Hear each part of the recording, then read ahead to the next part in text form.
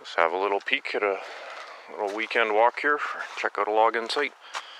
I've gotten this machine before when it was new. It's a 3 1/4 D cat multi-purpose machine. Rakes, buckets, grapple, felling head, everything for that.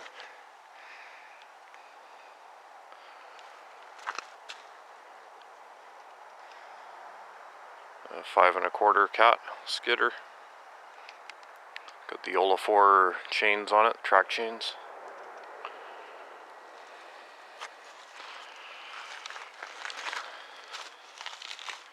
And some of the goodies for the 325 cat.